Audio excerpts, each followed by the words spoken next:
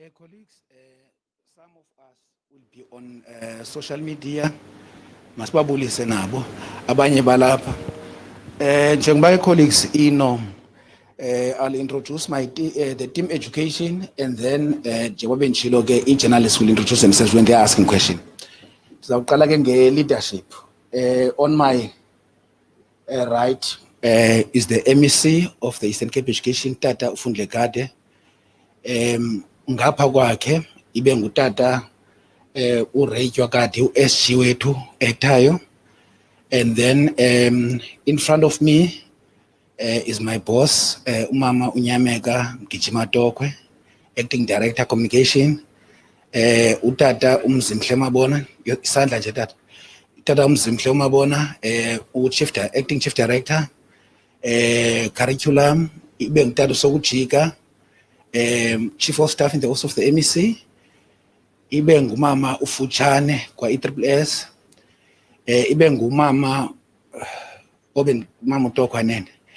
Ibe ngumama mama uNcingwana. Shine ibe ngu Tatu Tito Zamo. Phangemva ke ibe colleagues zam uNonki, uVava, Shine On, uDineo, uNobulali, uLuyanda kunye no chief director wethu. Acting DDG wethu utata uMnguni pha at the back. Colleagues, the meeting or the session is officially open. We'll therefore request the MEC to take over the podium so that we can start the business of the day. Thanks, Program Director, Mr. Mtima. Let me take this opportunity to welcome all of you in this important session of the sector in the basic education. Let me greet the members of the media, the people of this province, of the legends, all social partners that participate directly and indirectly in education, our traditional institutions that have been a beacon of hope in trying to shape the interest of the people of this province in various villages and also in our homesteads. The churches that have been at the helm of driving education since the time immemorial in the province and in the country in general. I am taking this opportunity with the top management of this department in addressing you today after the passing of the Superintendent General, Mr. Themba Kojana, who succumbed to COVID-19 on the 7th of January 2021. The department has lost a visionary, a strategic leader of a kind. May his soul rest in peace. But in the same vein, it is going to be important that we also take our hats off for the gallant fight that we've been observing and also being part of with the frontline workers that we have, those that have actually been keeping the light shining on as educators, as principals of schools, and also as administrative personnel within the sector. Let me take this opportunity as well to thank their families for those that might have passed on the basis of the COVID-19 and say let their soul rest in peace as well. We have noticed their good work. We have noticed their effort that they have done, that they have repositioned the sector to where it is today. The year 2020 has been a difficult year for all of us due to the COVID-19 pandemic. The school calendar had to be adjusted to accommodate the time lost due to the national lockdown as pronounced by the president of this country, President Cyril Ramaphosa, on the 27th March 2020 to curb the spread of the virus. The Eastern Cape Department of Education developed plans during 2020 academic year to ensure that the quality teaching and learning takes place amidst the pandemic that has been affecting the entire global village. This was done in consultation with the relevant stakeholders in the sector to galvanize the support. The purpose of this briefing today is to present plans that the department has embarked on to ensure that our schools are ready for 2021 academic year, and also to give an account of what we have been engaged on during the 2020 academic year, so that we wrap that academic year in a much more resounding and befitting kind of an arrangement.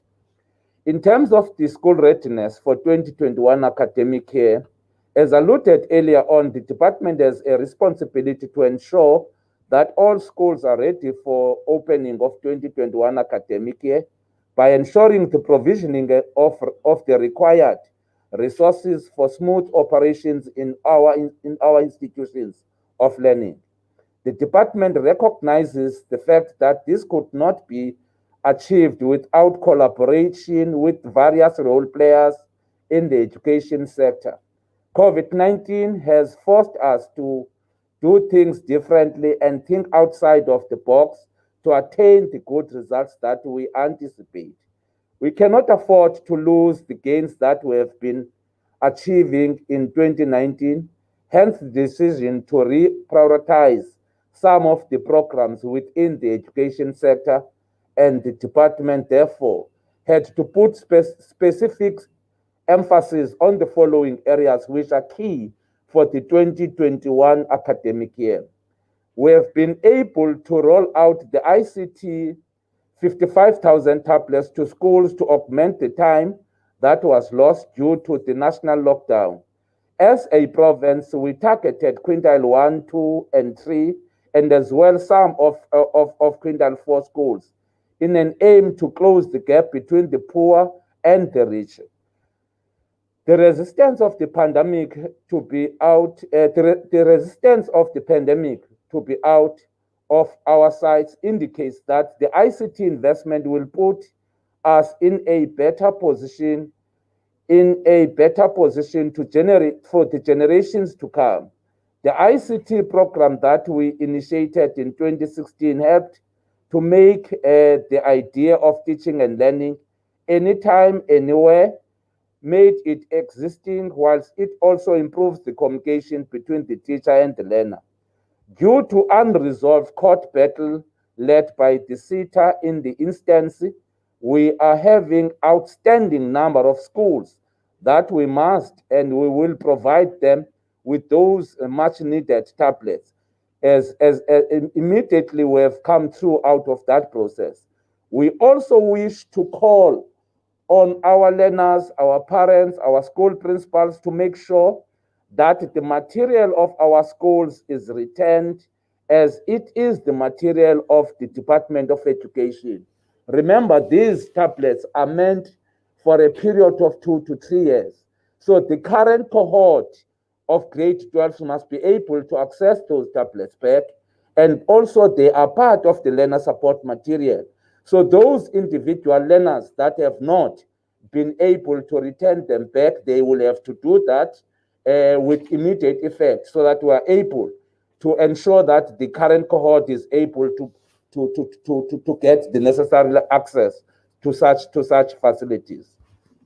On classrooms, the department provided schools with additional mobile classrooms to adhere to the COVID-19 regulations for social distances. We have also, in the context of the needed water, as a department, we have provided 766 needed schools with water tanks through the partnership with the Department of Water and Sanitation. We were given 766 schools, and we have provided all of them. So in terms of the mandates that we have been given, we have been excellent on that.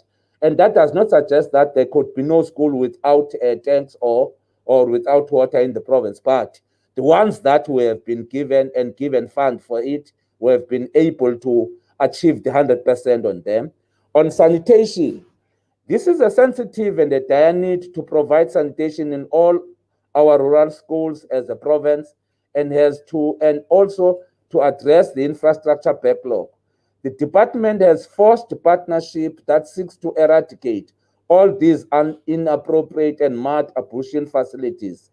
Additionally to our allocated budget, we have been fortunate enough as a province to also benefit in the Presidential Sanitation Appropriate for Education, the SAFE program. About 232 ablution facilities will be built over the coming financial year, whilst 30 of them has already been started, but due to COVID-19, they have to be stopped and they will be finished before the resuming of the current academic year, I must clarify this one. This is a SAFE program that we have been in collaboration with Department of Sanitation and Water. And that happens before the first national lockdown. But it then ended on the basis of the call of the president and the resurgence of the COVID-19 in the country. Now we are bringing it back with that 232 schools that will benefit out of that program. So it's a matter that I think is going to give us a new pedestal as a province in relation to some of the ablution facilities that have been dilapidated in the context of the infrastructure problems that we have. In terms of the school furniture, in a bid to instill dignity to learners and to ensure conducive teaching and learning, the department embarked in verification and quality assurance process with regards to school furniture by the end of 2020 December deliveries to our identified need schools, and has been completed that particular process. I have heard yesterday, SG, in the portfolio committee, that there is a school in Lusikisiki that requires us to urgently attend to some of the furniture challenges. And I think there is a need for principals to communicate with the head office proper, because it is not good enough for us to get that information in the portfolio committee whilst we have got furniture in abundance in the warehouse here in East London. So there must be that communication between the district directors, the principals, and the directorship that deals with the infrastructure in terms of furniture in the department, in particular in the head office, because from where I'm seated, we don't have a crisis of furniture in the province. In fact, there is a dire need of other provinces getting furniture of schools here in the province. So to have a school that has got a problem, it means there is a problem of communication that must be addressed with immediate effect so that we can close up that one. And I think we are equally to that with the acting SG. On school nutrition, as part of ensuring that learner retention and to address poverty, the department continues to deliver on school nutrition programs. Plans are in place to make sure that when schools open, funds would have been transferred into their accounts. The programs to assist in ensuring that all our learners from quintile 1 to 3 at least get a decent meal per day. The decentralization model adopted gives schools a chance to procure their own groceries as per the approved menu provided by the department. By the time schools funds for the first quarter of 2021 academic year has already been transferred to ensure our learners have a meal on the first day of the schooling. On learner transport, as you would know, that we are aware that this function is championed by the Department of Transport, but however, our department is responsible for the provisioning of data in terms of the learners who should benefit out of this program. A multi-year tender for 2020-2021 is in place currently. The Department of Transport has finalized it. Currently, there are 120,408 learners from the 1,118 schools who are going to benefit out of the scholar transport system. Due to the budget constraints, a total of 20,476 learners are not yet been benefiting out of that. So, but you'd remember that we're moving from 89,000 in the past financial year. Now we are at 120,408, meaning that at least gradually we are beginning to reduce the number of learners that are not transported in the province. And also in the context of hostels, the department is intending to closely monitor hostel admissions for the 2021 to avoid any challenges that were encountered in 2020, where we had outbreaks of COVID-19 in our hostels. We will continue to work in making sure that we comply with the social distancing and other health-related matters as outlined in the regulations. In the provisioning of human resource, post-establishments has already been transferred to schools in October 2020. So we are at least ahead of events on this one. The management plan was consulted and agreed upon by the department and social partners. The department will continue to issue quarterly bulletins for filling of the vacancies in our own institutions of learning. The acting SG has already issued out the instruction in the context of ensuring that we absorb in the vacant post that has been left by the deceased due to the COVID-19. That process has already been started by the HOD of the department. So we will close up the first quarter without qualms and also without any challenges of shortages of teachers and also the personnel. Hence, I'm indicating that already an instruction by the HOD has already got out to all principals of schools and all chief directors and directors of the sector itself. On school safety, ladies and gentlemen, let me indicate that this is an area of school safety which remains one of the biggest challenges in the Department of Schools, in the Department of Education. School vandalism and also destruction of valuable property meant to enhance teaching and learning is a loss in the process. This vandalism poses a challenge for all of us in terms of providing quality education that we want for our own learners. We urge communities to play a big role and to protect schools within this area. The department will mark on a drive to revive community structures such as quality and learning and teaching campaign, which is aimed to ensuring the community involvement towards achieving the noble goal for providing quality education for all. We are further making a clarion call of all leaders of the society to assist us in this regard. In making this call, we are guided by the view that education is a societal matter. The department will further continue to forge collaboration with the Department of Safety and Liaison to safeguard our institutions. And I think it is going to be important also to clarify this one, SSG, that for us to have safe schools, we need safe communities. Science must prevail. Science must prevail. You will never have safe schools outside of safe communities. That's a critical question. Whether if you build in safe schools, are the communities safe themselves? So that we don't miss up the point. So hence I'm saying this project between us and the Department of Safety is critical in stabilizing the society and also in advancement of the social cohesion and the nation building exercise that were adopted in 1994. Part of the lessons that we must all learn is that we are living with the past in the present. We are living with the past in the present. The fact that we can be now engaged on race cards across societies within the sector itself, it means we're living with the past in the present. And therefore, hence I'm saying it is going to be critical for government, not for education, for government entirely, to build safe society, safe communities, so that any institution of government finds expression within that particular perspective of ensuring that we stabilize, we are a nation that recognizes the importance of some of the properties of government.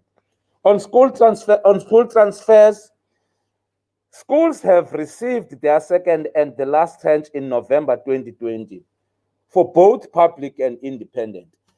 This is one of the reasons that we have been arguing, as I would come down to it, that it will be proper that this time around, in the context of making sure that we are ready in the form of protective clothing for and equipment for COVID-19, schools are given that leverage of ensuring that they procure themselves for the first quarter so that we don't delay the school administration and the resuming of the academic progression on the basis of procurement processes. So that's why I'm trying to say it is going to be imperative that when we have issued these transfer norms for school funding to schools, we're able to respond to that particular question.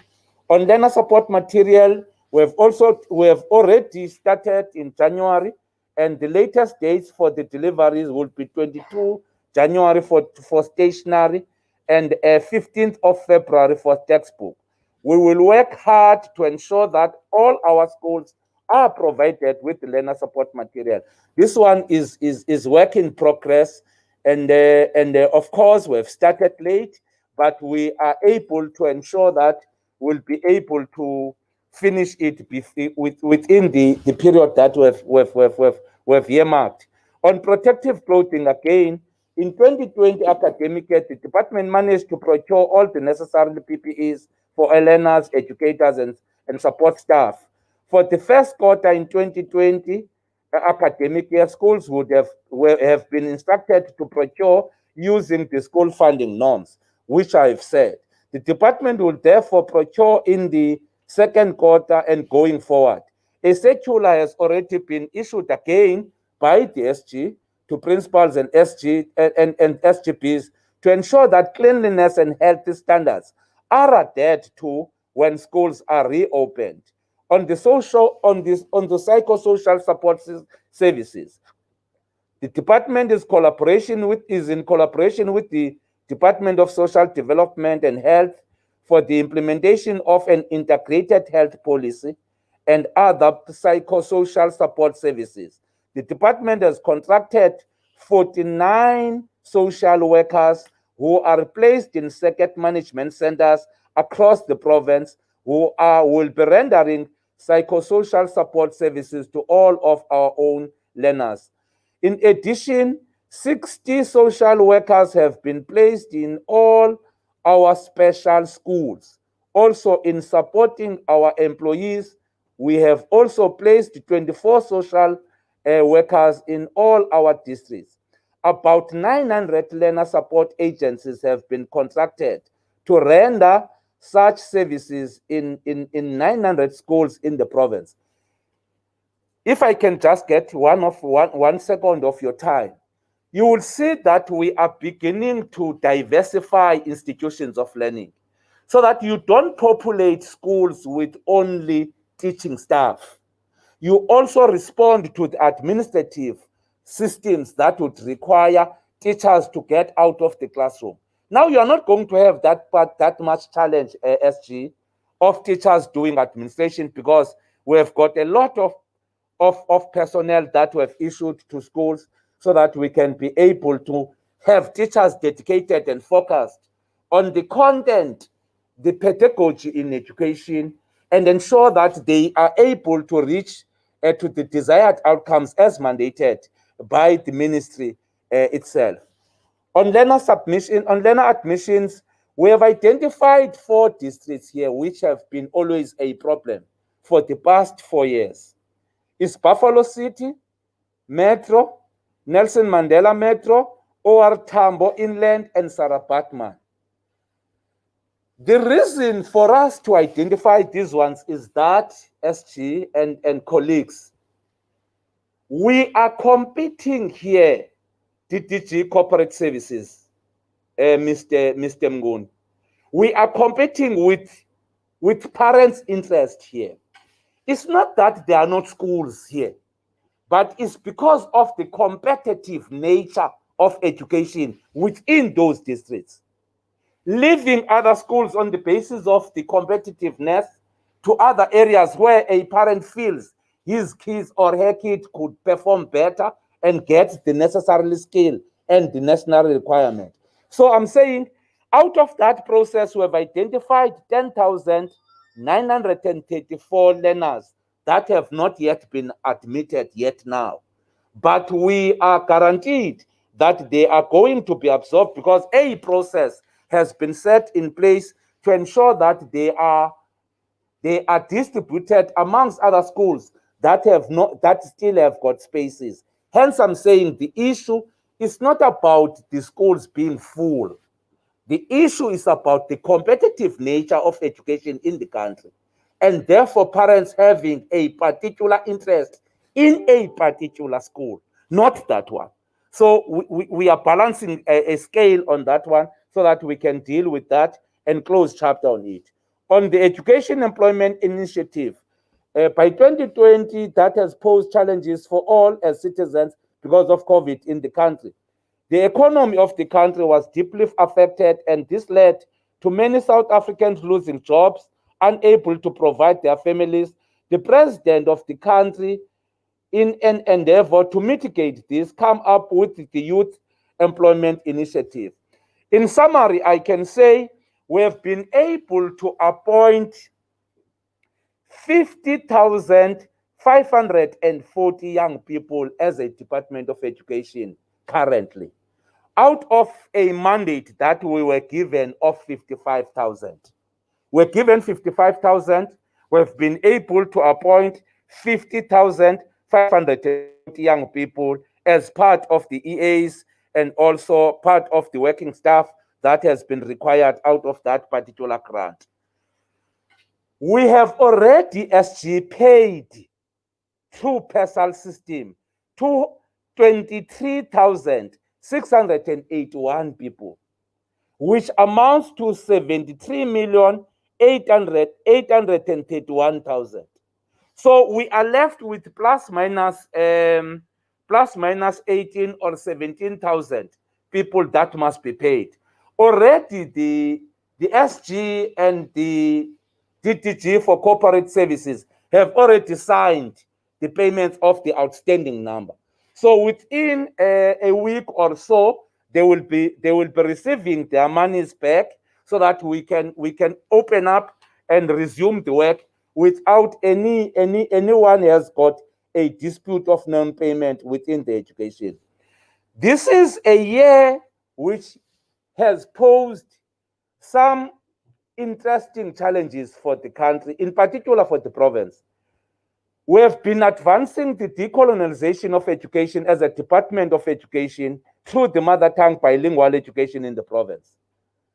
I can safely say now, when we are announcing results come 23rd or 22nd of February, we'll give you an analysis of what then has been an impact of this project in the academic progression of learners in the province, in particular in grade 12 on maths and science and also and life sciences, because those were the key subjects that have been targeted during the trial examinations. But I can safely say to you now, there are indications from the trial examinations that there is a need in the country to discuss this thing. Because if these ones perform better than the ones that are currently doing their own academic progression using the normal subjects that have been taught for the century, there is a dire need of a discussion in the country.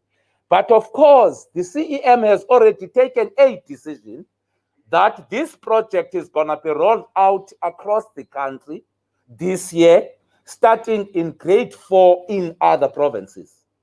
Grade 4 in other provinces. I want you to mark this. Grade 4 in other provinces, grade 12 in Eastern Cape.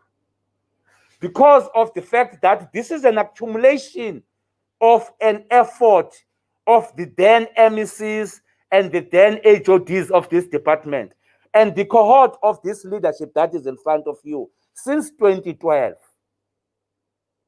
This is a program of 2012, not a program of 2020, a program of 2012. So hence I'm saying in other provinces, they will be starting this year in grade 4, but us will be proceeding with polishing it up for grade 12 and other grades that have not been able to roll it out in other schools. So because of this project, SG, the minister has actually given a nod for us as an Eastern Cape to construct the National Language Academy in the province. Meaning that we must be the catalyst of this project as a province in the country. Direct it and ensure that this project does not fail, not for the province, but for the country now. Hence, we have been given this particular gift of ensuring that we respond to this debate, which have been there since 2012 in the sector. In the context of examinations and marking for 2020, the department has been administering 1,400,000 scripts over 131,000 candidates in the province. And again, I must emphasize this. In the province, we have got candidates of grade 12 that were writing examinations, which is 131. I will be interested to hear what were the candidates of other provinces, so that when we look into some of the areas, we can be able to deal with that. Without the system in place, which has developed ever since, it's worth mentioning that as a department, we are confident that we have been able to conduct examinations process with the highest integrity it deserves. We never have irregularities in the examinations. We never have irregularities in the marking centers. Instead, we have been praised by DG that beyond the call of being educators, we have assisted the country in demonstrating that you can't bring teachers into marking centers without being tested under the current environment.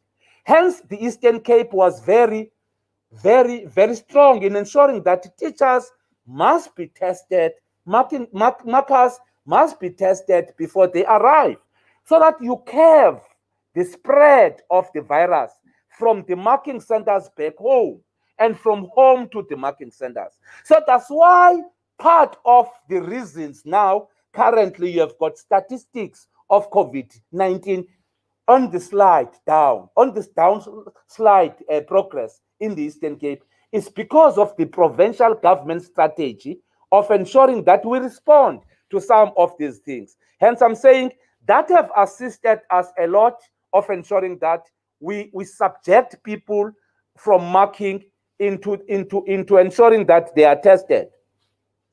Out of 7,931 personnel in our marking centers, which were 292 of them tested positive. And they were all advised to observe the protocols. Out of 7,931, only 292 that tested positive. And were able to make supplementers and replace them accordingly. And all the centers have been provided with the PPEs, and the Department of Health has come in handy in ensuring that it gives us 10,000 face masks to distribute to all marking centers. So our environment was quite hygienic, health-wide, and also a respond to the COVID-19 regulations. And also the capturing now of the NSS as a province, since the 19th SG of January, we were at 62%. On the 19th, we're at 62%, meaning that we're finished up the work far earlier than was expected, because they are supposed to be closing the capturing on the 25th of January.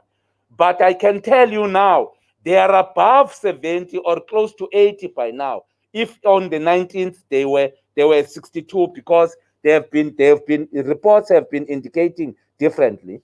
On school visit, colleagues, the program for the school visit is proposed to be undertaken during the first and second week to ensure that the back to school program through the provincial steering committee led by the Office of the Premier is being adhered to.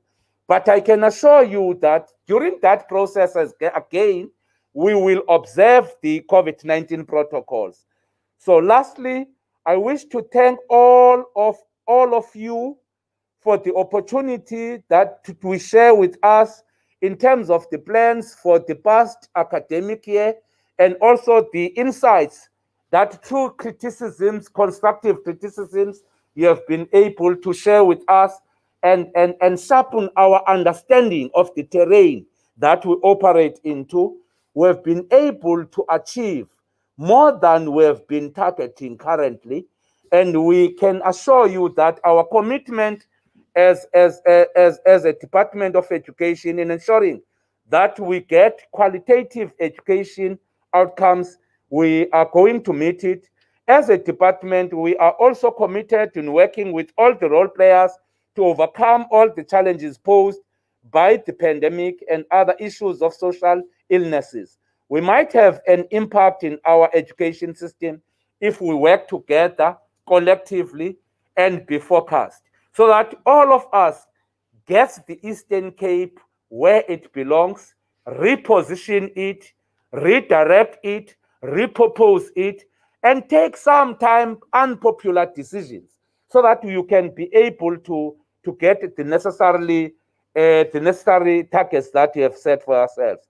We must all extend the word of gratitude to the EXCO of the Eastern Cape, the union leaders, the teachers, SGPs, learner representative, NGOs, everyone, the top management that is presently here, our kids, our parents, our churches, our traditional institutions, and everybody for the good work that has been done to navigate the sector to be where it is during the difficult year of 2020 and to be where we are now as we wrap up the year of 2020 academic year and beginning of the 2021 academic year in a short space of few days to come. I thank you, Program Director.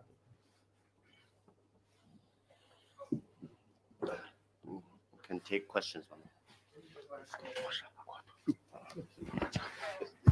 Thank you very much, Mr. MEC. And colleagues, we are now going to take the questions. You will raise your hand. You will tell us from which institution. And then from there, you'll fire your question. At the back. Yes, ma'am. And can you give them a mic as well? Okay, can they get a mic? Or can I give them my mic? Okay, sure. Introduce yourself before asking the question.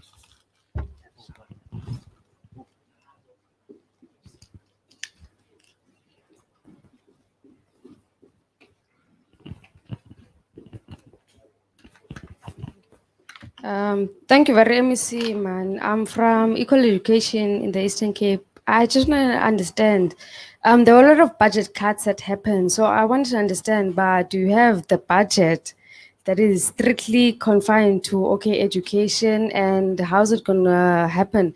Because there's a lot of schools that don't have infrastructure and toilets and so on. So I want to understand, okay, the budget cuts, they happen, but is there a budget allocated strictly for those schools, and how's it gonna happen? Because those are the schools that we deal with and they want answers. So we're here to get answers from you, MEC. Ne?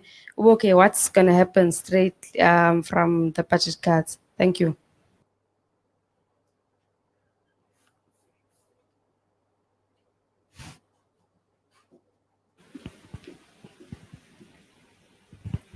Thank you very much, and good morning to the Honorable MEC. My name is Atenkosi Sopichi. I am also from Equal Education. I just wanted to ask a question with regards to the issue of PPEs. You did say that the SG had issued out a circular for principals to make sure that the schools are sanitized and cleaned, but you haven't addressed the issue of the challenges that the department faced last year of sanitizers that were below standard that were provided to schools across the Eastern Cape. So we just want to get an understanding of what the process with the service providers that provided these substandard PPEs and sanitizers is, and what the department plans to do moving forward to make sure that whatever is provided for the safety of learners is actually of the required minimum standard of 70% alcohol, and the masks actually fit learners. Thank you very much, sir.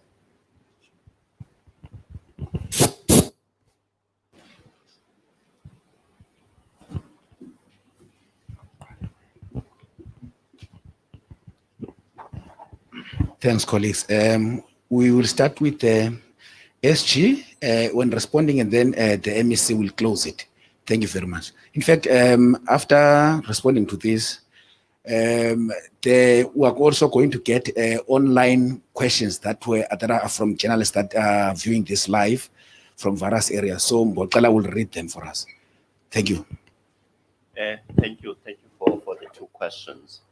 Perhaps just to say that the issue of budget cuts, it's not a Department of Education cutting budgets. It's a national treasury exercise to deal with issues of managing the impact of COVID-19 on the poor of the poorest. As a result of these budget cuts, you could see that government is beginning to finance other projects that relate to managing and mitigating impact of poverty due to unemployment. So as a department, what we have done is to realign our budgets based on how much has been cut in all of our projects. What we cannot run away from is the fact that programs in each of our programs have been affected by the extent and scope of cuts in each across. Infrastructure as well was affected. But in this case, I'm happy to announce that we are working in collaboration with DBE to deal with specific areas of infrastructure that require our attention. Number one is provision of water and provision of water tanks. So as the MEC was reading, he was articulating the number of schools that are benefiting from the water projects. The second one is the SAFE project, which looks at sanitation and safety in schools. And in this case, we're looking at provision of toilets, including mobiles, where we're called to deal and mitigate some of the challenges that relate to school health. So then the third one is provision of additional classroom to cater for the social distance. And also, as the MEC was reading, the total number of classrooms that were made available to schools was also read out. So we cannot cover everything in 1 year. So what we've asked our infrastructure to do is to develop a 3-year plan of how we are going to roll out infrastructure to deal with some of these challenges. As we speak, their team is sitting next door looking at the overall plan that is going to be dealing with infrastructure issues. Then the second question relates to PPEs and the standard. We just want to confirm that with laboratory tests, we did confirm that some of the sanitizers that were supplied to schools were below substandard. And the head of the department at the time instructed our supply chain chief to deal with all of those companies that had below or that had substandard PPEs that were supplied. That also involves delisting them, blacklisting them, and not giving them any work from now going forward. We were very lucky to go through a proper laboratory for these tests, especially the collaboration we had with university, with Rhodes University in conducting the tests. Now, going forward, I should think each and every one of the suppliers out there, they know what the standard is and what is required by the Eastern Cape Department of Education. So we are really on it. We are really, looking at how we were agreed that most probably we need a quality control mechanism that will be different from last year. Last year, I should think they brought straight into schools without a process of central testing of all the specimens that were required. Normally, it's the usual practice of supply chain that when you're going to supply something, you bring in samples. South African Bureau of Standards has always been helpful, just prescribing, the standard. We do it across the sectors. We do it with our books, the quality of an exercise book, the quality of the paper. We all subject those, to a standard. So also that applies to PPEs. And I should think for 2020, that was quite a big lesson for us in terms of managing quality and what gets into schools. I should think I've covered those two. Thank you very much, Mr. S. No, thanks. I think the SGF actually covered the questions because precisely they were dealing with the issue of the budget reprioritization and as well the issue of quality assurance. What I can just safely say on the latter one is that thanks that we have been able to be exposed to that, which has been a negative effect, of course, at that time, because it has actually resulted to some companies being red flagged. And you'd remember that when you deal with issues of quality assurance and also when you deal with the issue of standardized products that should be given to people in relation to the procurement systems in government, this matter has not been there for some time, but is emerging now that the controls, the quality controls, and also red flagging of people that robs government is becoming a critical question. So hence I'm saying SG has been able to clarify that question. But I can just SG leave by saying it is becoming a thorn in the flesh of government, the issue of governance.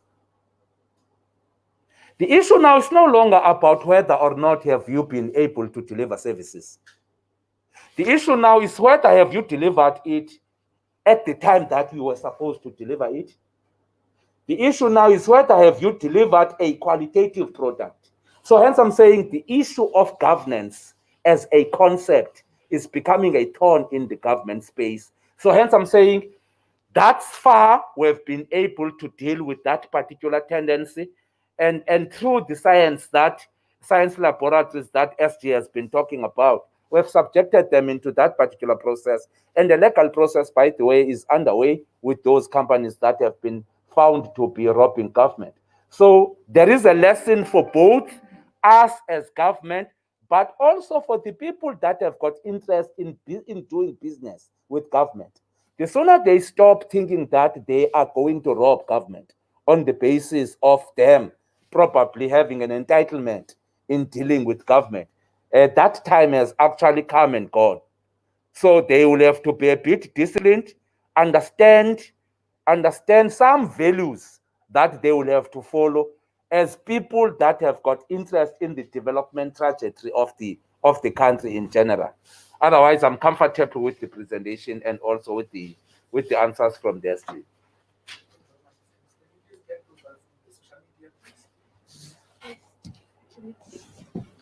Thank you, Chair. The first question is from Kara from Diberge. Is saying what will the department do on schools that are opening before the 25th of February? The second question is when will the replacement of teachers start for those who died with COVID-19? The last question from her, are you going to force independent schools to close? From Herald, the first question from Herald is that in the Nelson Mandela Metro, they have received complaints from teacher assistants who are saying they have not yet been paid. Can the department explain when will they be paid? The last question is how much money was allocated to the provincial department for COVID-19 relief fund? The last one is it's our understanding there are pending investigation regarding underpayment that happened because of price that were above national treasury benchmarking. How did this happen and how far are the investigations? Thank you.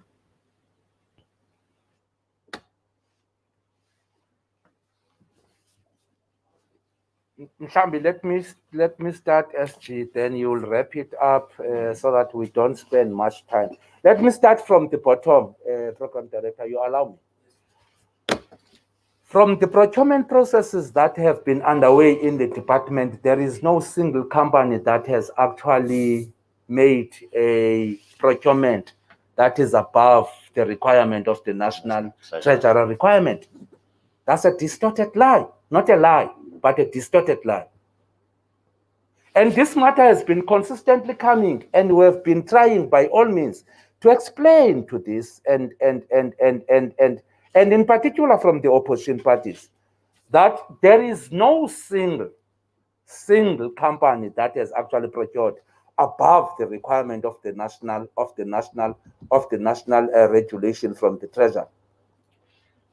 What we have done is to develop a procurement model of the province, which has actually given us a participation of more than 262 SMEs in the province, using a model that is a bit local based and also appreciating the reintroduction of local economic development strategy, so that you don't have a single individual benefiting from the massive resources of government, but broaden up that scope so that all of those SMEs can be able to develop, and in the process develop their own communities. That's the essence of that model, which probably I think has been appraised by AG, by the way.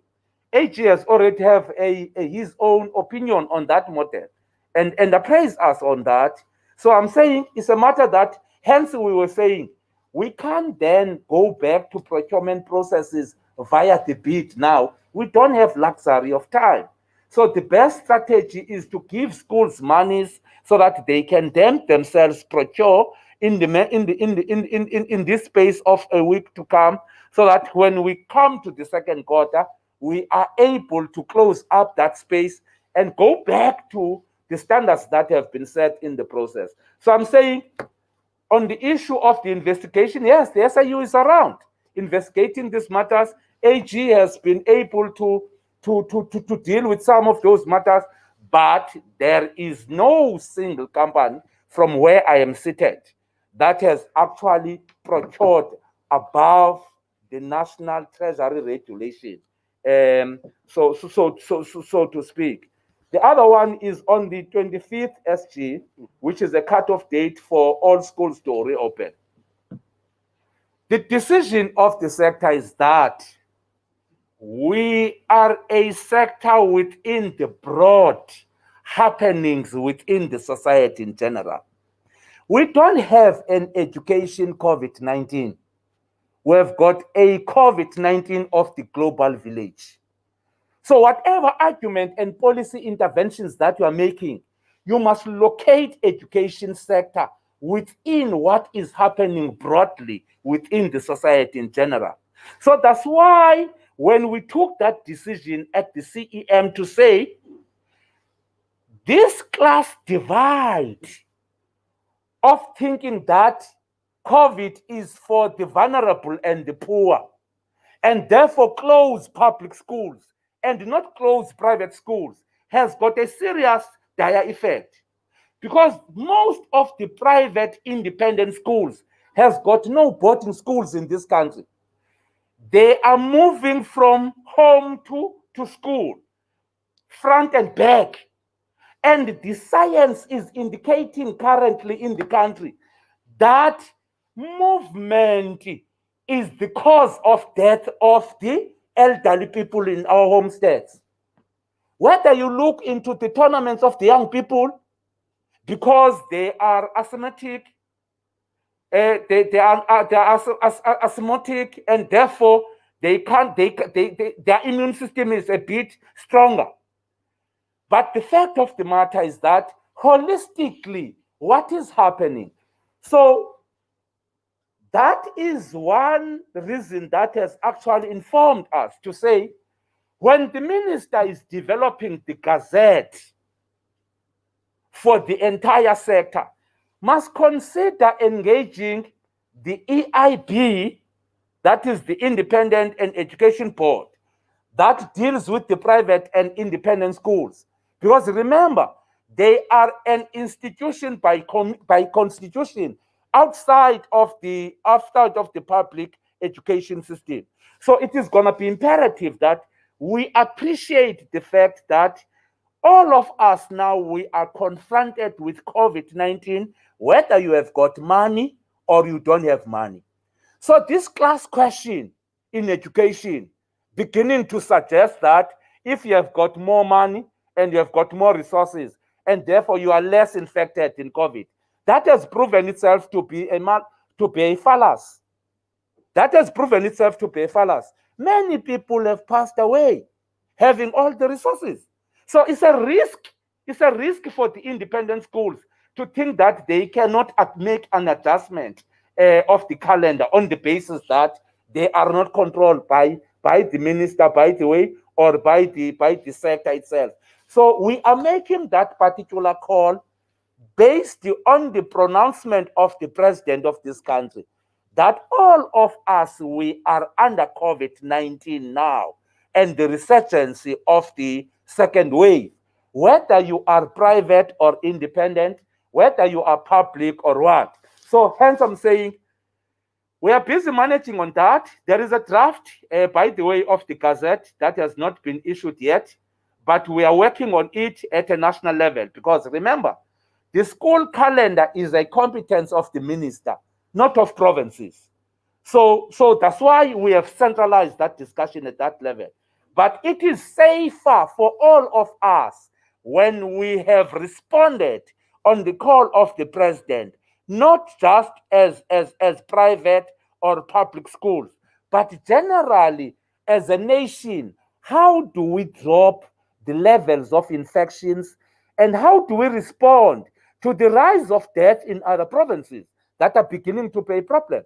So it has got nothing to do with the class question, which I think many people understood it to be a problem, and I'm therefore saying let's wait for the minister to make that pronouncement further again when he has finalized the drafted regulation in terms of the Gazette, that he must take it back to the cabinet and also to the National Command Center on COVID-19. SG? Thank you, MSC.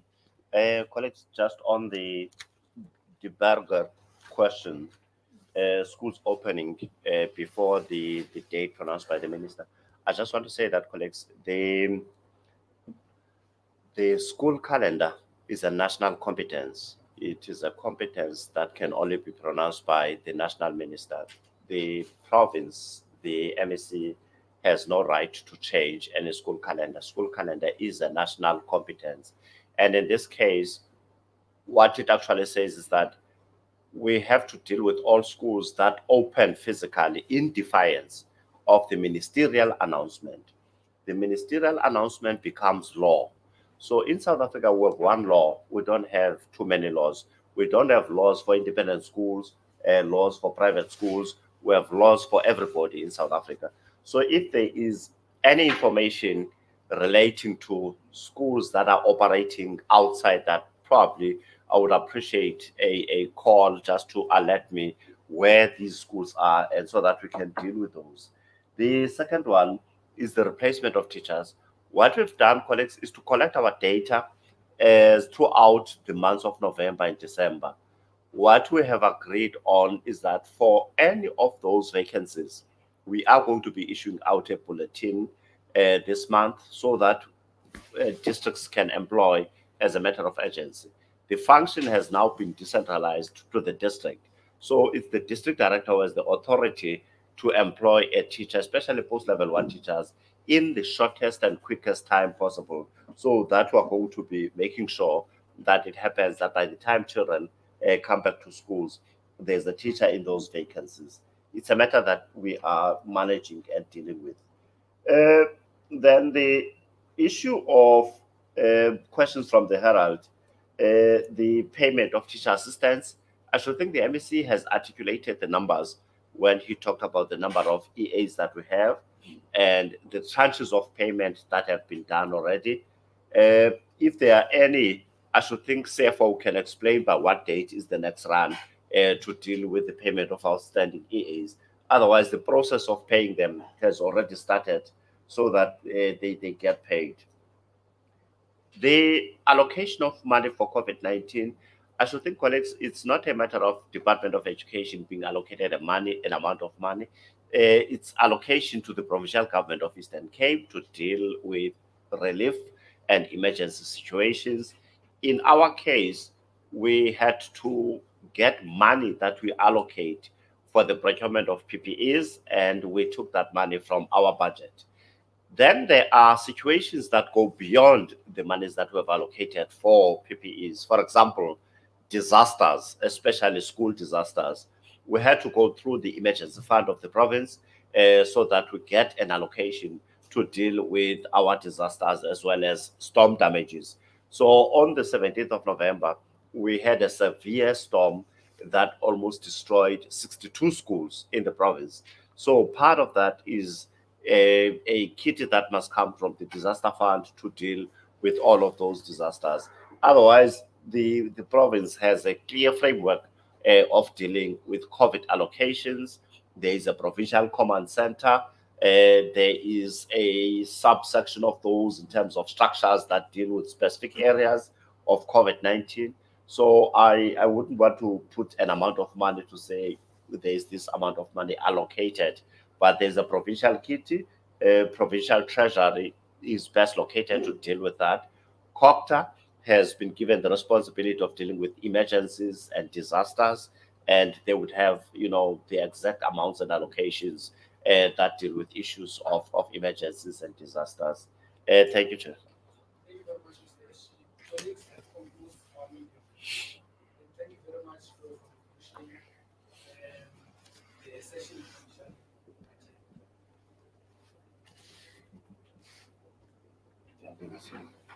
I'm back to SABC for live. Ya masikla one-on-one. Ya sabala papa.